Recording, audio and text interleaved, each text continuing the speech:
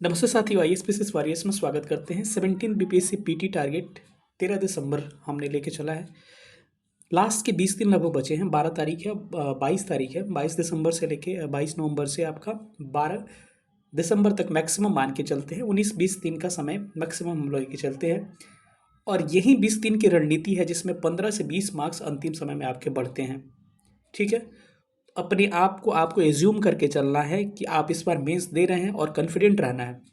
और पहली बात पहले ही मैं बता दूं कि मैं कभी भी इधर उधर की बातें नहीं करता हूं कि ये हो जाएगा 20 दिन में, आपने कुछ नहीं पढ़ा है, आपने पूरा एकदम पत्थर तोड़ दीजिएगा, पहाड़ कबाड़ दीजिएगा, धुआं निकाल दीजिएगा। कुछ नहीं होने वाला है। अगर आपने नहीं किया है अभी तक, आपसे 20 दिन में नहीं होगा अब, क्योंकि अब आपने टाइम बहुत ही ज़्यादा बर्बाद कर दिया है। तो कभी भी मैं आपको गुमराह नहीं कर सकता कि 20 दिन में आप ये कर लीजिएगा, वो कर लीजिएगा। ये स्ट्रैटेजी उन स्टूडेंट के लिए है जो पहले पढ़ाई किए हुए हैं, कुछ ना कुछ तो पढ़ाई किए हैं और आखिर के 20 दिन में अपने आउटपुट को अच्छा करना चाहते हैं। इसीलिए कभी भी हम आपको अंधेरा में नहीं रखते हैं। जो क्लियर कट है मैं बातें करता हूँ, इसीलिए मेरी बातें किसी को बुरी लग जाती है। तो हम कभी भी नहीं कह सकते 20 दिन में 25 दिन में आपका प्रीलिम्स निकल जाएगा, नहीं निकलेगा। लेकिन हाँ, ये बात है कि अभी भी आपके अगर 60-65 नंबर आ रहे हैं, 70 नंबर इस टेस्ट में, तो आप आसानी से मेंस इस बार दे रहे हो। बस आपको इतना ही जूम करना है, क्योंकि लास्ट टाइम के जो समय होते हैं ना, मैं आपको दिखा रहा हूँ कैसे आपके नंबर इतना बूस्ट करते हैं और टेस्ट में क्यों थोड़ा सा कम होते हैं, सबका मैं आपको क्लू दूंगा। तो बस उन स्टूडेंट के लिए है जिन्होंने पहले आपको पढ़ाई थोड़ी बहुत की है ठीक ठाक, और बस अब सिलेबस क्या करना है, उनको गो थ्रू करना है पूरा सिलेबस से। चलिए सेशन को स्टार्ट करते हैं। जो लोग भी नए होंगे चैनल को सब्सक्राइब करके टेलीग्राम ग्रुप का लिंक है उसको ज्वाइन कर लीजिएगा। चलिए सेशन को स्टार्ट करते हैं। अब कुछ बातों पे, मुद्दों पे हम बात करेंगे। सबसे पहले तो मैं कभी भी बात करता हूँ, पहला चीज़ होता है आत्मविश्वास। आपको इस बार सोच के रखना है, इस बार आप मेंस दे रहे हो, टेस्ट में आपके 60-65-70 भी आ रहे हैं, डजेंट मैटर भाई। मार्केट का टेस्ट सीरीज इस बार जो बना है काफ़ी टफ बनाया गया है सारे टेस्ट सीरीज के द्वारा और सारी आपके इंस्टीट्यूट के द्वारा। तो आपके 60-65-70 नंबर भी आ रहे हैं, 60-70 नंबर, तो घबराने की ज़रूरत नहीं है। आप अच्छी स्थिति में हो, मैं बार बार कह रहा हूँ। अब एक आदमी ने पिछले वीडियो पे कमेंट किया था कि 110 वाले कैसे ला रहे एडिटेरिया में। अरे मेरे भाई, मैं अपनी बात नहीं कह रहा था, मैं बात कर रहा था उन स्टूडेंट को जिनके मार्क्स कम आ रहे हैं, नॉर्मल आ रहे हैं। एवरेज एक अच्छा मार्क्स क्या हो सकता है, मैंने वो बताया था पिछला वीडियो में कि 70 से 80 एक अच्छा स्कोर है एडिटेरिया के लिए। ठीक है, क्योंकि बहुत सारे ज्ञानी लोग आ जाते हैं, क्या करिएगा। तो सबसे पहले आपको कॉन्फिडेंस होना चाहिए कि आप इस बार मेंस दे रहे हो, एकदम 100% मेंस दे रहे हो। पहले अपनी इस बात को दिमाग में बांध लीजिए। चाहे आपके 60-65-70 आ रहे, डजेंट मैटर, ये मायने नहीं रखता। ये टेस्ट काफ़ी, अगर मानिए कि इसमें अगर 65 भी नंबर आ रहे हैं आपके, मुझे इतना पता है कि इसमें से कम 20-25 नंबर आप निगेटिव कर रहे होगे, 20 नंबर कम से कम। अरे भाई 85 हो गया, और पहले के पैटर्न पे देखोगे तो पूरा क्वेश्चन भी अटेम्प्ट नहीं ले रहे होगे आप, 120-125 इतना ले रहे होगे। 30 क्वेश्चन अटेम्प्ट करते आप लास्ट के बचे हुए, तो 15 नंबर नहीं आ जाता उसमें, यानी कि 100 के आसपास नहीं पहुंच पाते। नंबर इसलिए कम दिख रहा है ना क्योंकि निगेटिव मार्किंग है। निगेटिव मार्किंग में क्या होता है, 15 से 30 क्वेश्चन बच्चे कम अटेम्प्ट कर रहे हैं, पहली बात तो ये तो एक कम हो गया नंबर ये। दूसरा चीज़ की जो अटेम्प्ट कर रहे हैं गलती हो रहा है, उसका भी उल्टा निगेटिव कट रहा है, क्योंकि निगेटिव खतरनाक है। 0.33 काफ़ी डेंजर निगेटिव होता है, रेलवे वगैरह में जो होता है, आपका इसका परिणाम देख चुके होंगे। तो आपको इसीलिए स्कोर कम लग रहा है, वो कम नहीं है, लास्ट के समय ही स्कोर बूस्ट करता है। तो सबसे पहले अपने आप में आत्मविश्वास लाइए कि आप इस बार प्रीलिम्स दे रहे हैं। टेस्ट का नंबर नहीं कैलकुलेट किया जाता है लास्ट में, मैं आपको बता रहा हूँ। फालतू के ज्ञान से बचिएगा, ये कर लीजिए वो हो जाएगा, ये कर लीजिए वो हो जाएगा, तो ये अब ज़्यादा इसके चक्कर में मत पड़िएगा।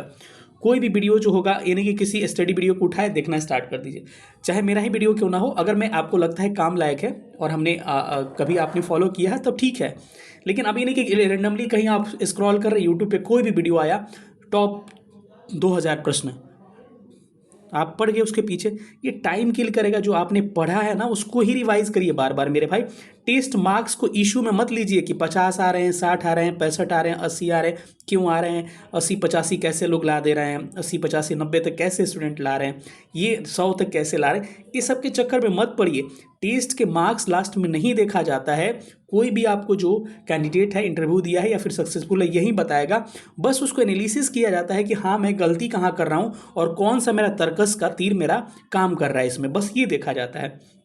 मल्टीपल रिसोर्सेज के चक्कर में मत पड़िएगा कि टेबल पे ये भी है उसको भी उठा ले, टेबल पे वो भी है। कभी मार्केट में गए, बुक स्टॉल पटना में देख ही रहे हैं जो यहाँ पे रह रहे हैं, क्या होगा कि नया बुक आता है, भाई ये हो गया, ये रामबाण वो रामबाण, उठाए इसको, भाई जो पढ़े हैं उसको रिवाइज कर ही नहीं रहे हैं। आप टेस्ट में एक चीज़ एज्यूम करिएगा कि जो प्रश्न आता है ना, उसी में से गलती होता है। अगर वहीं सही कर दीजिएगा तो वहीं से आपका आसानी से 80-90 नंबर वहीं से आ जाएंगे। तो पहले जो आपको आ रहा है उसको आप अस्थाई करिए, तब जो मन करेगा करिएगा। मल्टीपल टाइम रिवीजन करना पड़ेगा इसके लिए, और डर खत्म करिए अपने आप से। डर सबको लगता है, चाहे हम हो कोई भी हो, सबको लगता है, और ये सफलता का लक्षण है डर। अरे जिन्होंने पढ़ा ही नहीं, अगर जिसको डर लगना बंद हो गया, अरे भाई मैंने सब कर लिया, समझ लीजिए उसकी स्थिति काफ़ी खराब है। जिसको भी डर लग रहा है, उन्होंने पढ़ाई किया है इसलिए उसको डर लग रहा है कि भाई उस पर उम्मीद है, उन्होंने मेहनत किया है। अभी मेहनतें नहीं किया है तो क्या दिक्कत है उसको, अरे होगा तब भी ठीक, नहीं होगा तब भी ठीक, ठीक है, ऐसे तो नहीं होना था। चलिए अब आते हैं हम लोग कि अपने 20 दिन का प्लान क्या रखिएगा। आपके लिए 20 दिन का कोई भी नया प्लान मैं नहीं बताने वाला हूं, बस क्या करना है, जो आपने अभी तक पढ़ा है उसको रिवाइज करना है। केवल बार बार उसी कंटेंट को पढ़िए, क्योंकि टेस्ट में बार बार देख रहे होंगे कि पढ़ा हुआ चीज़ ही मेरे से मिस्टेक हो रहा है। और PYQ जो है 40 से 50% क्वेश्चन जो है, 40 से 50% का मतलब हो गया 70 से 75 क्वेश्चन जो है कहीं ना कहीं डायरेक्टली इनडायरेक्टली PYQ से ही रिलेटेड होंगे। हमने PYQ आपका GS पॉइंटर बिहार से आपको करा दिया है, हिस्ट्री का एक वीडियो लेकर आ रहा हूँ, और मेरी पूरी कोशिश है कि 25 तारीख तक आपके सारे सब्जेक्ट के PYQ करा दूंगा। इसका फ़ायदा क्या होगा, एक बार देख लीजिएगा केवल ना, एक बार देखे रहिए केवल, तो आपको लगेगा ये ऑप्शन देखा है आप टिक कर सकते हैं, या फिर कहीं ना कहीं ऑप्शन एलिमिनेट करना होगा तो वहाँ यूज़ कर सकते हैं। और आपको क्या करना है, फोकस ऑन HSBC मतलब हिस्ट्री, साइंस, बिहार स्पेशल और करंट पे स्पेशल फोकस करना है। लास्ट वक्त में करंट ठीक से थोड़ा सा पढ़ लीजिए, और साइंस को ठीक से पढ़िए, साइंस बड़ी परेशान करता है। अब इसमें कोई रिसोर्सेज मैं नहीं बताऊंगा, बहुत बार बता चुका हूं। अगर आपने लूसेंट पढ़ा है लूसेंट पढ़िए, आपने NCERTs पढ़ा है तो NCERT का अगर कंबाइन करके लूसेंट के साथ पढ़ते हैं अपने हिसाब से, मैंने एक बार बताया था, तो उसको पढ़ सकते हैं, ठीक है।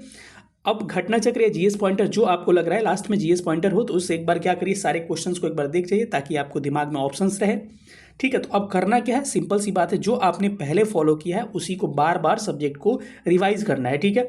Bihar special focus on Bihar current को भी ठीक ठाक फोकस कर लीजिएगा। हमने 650 क्वेश्चंस कराया, उसको भी देख सकते हैं। बाकी अगर रिसोर्सेज फॉलो कर रहे हैं बेटर है वो। सेंसस 2011 थोड़ा बहुत आपको देखना होगा, ये मैं करवा दूंगा आपको। इसके लिए मैं कितना दिन से बोल रहा हूँ, करवा दूंगा। आप लोग कहिए सर ऐसे ही बोलते, करवाते नहीं है, लेकिन मैं इंडिया को तो गारंटी नहीं लेता हूँ, लेकिन बिहार का इकोनॉमिक सर्वे बजट में 100% आपका कराऊंगा, और ऐसा कराऊंगा क्योंकि वैसा आपने कहीं देखा ही नहीं होगा। बस उतनी ही पॉइंट जितना एग्जाम में पूछा जाएगा, और कंसेप्ट क्लियर करके, ठीक है। पता ही नहीं है कि रिवेन्यू डिफिसिट क्या होता है, फिजिकल डिफिसिट क्या होता है, डिफिसिट क्या होता है, ये पता ही नहीं है। प्राइमरी आपका प्राथमिक घाटा क्या होता है, कुछ पता ही नहीं है। क्या थोड़ा सा आपको पता होना चाहिए। इकोनॉमिक सर्वे बजट कब का होता है ये भी पता होना चाहिए। 90% लोग हैं तो वो भी नहीं पता होता है, वो 2 साल पहले का होता है, कई लोग 1 साल पहले का समझ रखते हैं। ये सारी चीज़ें मैं क्लियर करा के एक वीडियो अपलोड करूँगा, मेरे पे छोड़ दीजिए, नो इश्यूज़, ठीक है। बिहार स्पेशल का हमने हिस्ट्री ज्योग्राफी करवा रखा है, आप जाके देखिएगा, आपका इसमें वीडियोस मिल जाएगा। मैराथन वीडियो मेरा होगा, 2 वीडियो में आपका काम पूरा हो जाएगा। बाकी अगर किसी रिसोर्सेज को आप ऑलरेडी फॉलो कर रहे हैं तो आप आसानी से उसको फॉलो करिए, नो इशू, कोई दिक्कत नहीं है। मैथ रीजनिंग के 10 क्वेश्चन जो आते हैं ना, उसके PYQ थोड़ा सा लगा लीजिए आप, जितने पूछे गए हैं, ठीक है। और इससे मैं इंपॉर्टेंट टॉपिक्स में सोच रहा हूँ कल टाइम निकाल के, जो इंपॉर्टेंट टॉपिक है मैथ रीजनिंग का, क्वेश्चन दिखा के जहाँ से हर साल सवाल पूछे जाते हैं, उसको मैं एक बार आपको फाइंड कर दूंगा, ठीक है। अब मॉक टेस्ट क्या करना, मॉक टेस्ट कैसे देना सुनिए। डेली में एक मॉक टेस्ट मत दीजिए, पर 3 दिन पे आपको अपने हिसाब से पर 3 दिन पे एक मॉक दीजिए। बस किसके लिए, मार्क्स देखने के लिए नहीं, बस इसके लिए मैंने एनालिसिस करके बताया कैसे एनालिसिस करना है। बस ये देखिए कि कितना प्रश्न किस सब्जेक्ट में अटैम्प्ट किया, कितना मेरा मिस्टेक होगा, सबसे डाउनफॉल किस सब्जेक्ट का जा रहा है मेरा, तो उस सब्जेक्ट पे स्पेशल क्या करिए। 3 दिन मैंने जो 2 दिन टाइम दिया, इस 2 दिन में उस सब्जेक्ट को अच्छा से ठीक कर लीजिए, फिर आइए अगले टेस्ट में 3 दिन के बाद। होता क्या है ना कि आज हमने टेस्ट दिया, जो गलती आज किया क्वेश्चन, फिर उसी टॉपिक से अगले दिन क्वेश्चन आया, फिर उसको गलती किया, क्या फ़ायदा वैसे मॉक टेस्ट का। आप कहेंगे भाई 100 को टेस्ट मार के आए हैं, वैसे टेस्ट का कोई फ़ायदा नहीं है।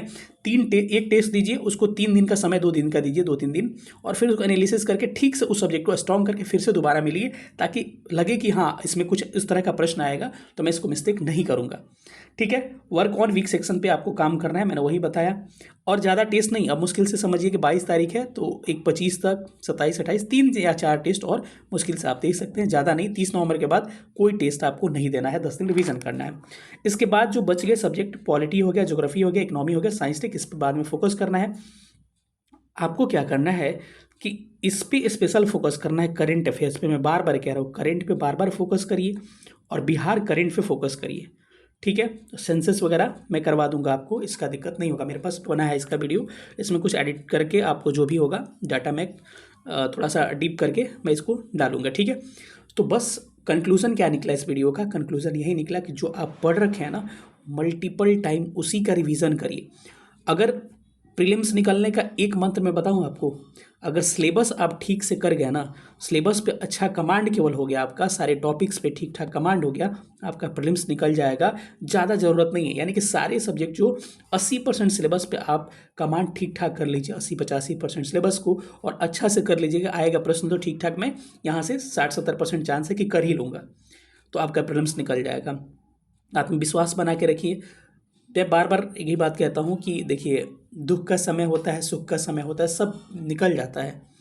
बार बार कहते हैं कि अगर अंधेरा है तो फिर सुबह होगा ही, सुबह है तो फिर अंधेरा होगा ही। संघर्ष का समय है 15-20 दिन का, दबा के मेहनत करिए। एज्यूम करिए कि जब 13 दिसंबर के बाद से एग्ज़ाम देके निकलिएगा, आंसर की जब आएगा उसमें मिलाइएगा, जब आएगा मार्क्स आपके 100, 90 अच्छे नंबर जब आएंगे, तब आपके अंदर से कैसा फील होगा। आज सो के बिता दीजिएगा, खा के लेट के बिता दीजिएगा, ऐसे भी 13 दिसंबर आएगा ही। दिन रात मेहनत करके बिताइएगा, तब भी 13 दिसंबर आएगा ही। समय तो बीतना है ना। मैं बार बार कहता हूँ, कौन मर गया आज तक पढ़ने से? कोई मरा है तो लिख के हमको बताइए। मैं बार बार ये बोलता हूँ, बच्चे हंसते भी हैं, सही बात है, ठीक है। तो कोई मरेगा नहीं, 13 दिसंबर ऐसे भी आएगा, और वो दिन भी आएगा जिस दिन रिजल्ट आएगा और ऐसे PDF में नाम, रोल नंबर दिखेगा, टेस्ट टेस्ट टेस्ट टेस्ट, ऐसे कितना अच्छा लगेगा। और आप मेंस दे रहे होंगे। सबसे बड़ी बात होता है मेंस देना, एक अलग ही कॉन्फिडेंस आता है आगे की जर्नी के लिए। और मेंस दे रहे हैं तो संभावना है कि इस बार जो मेंस देगा, थोड़ा सा ठीक से अगर प्रिपरेशन कर लिया, फाइनल सिलेक्शन की बहुत संभावनाएं हैं, ठीक है।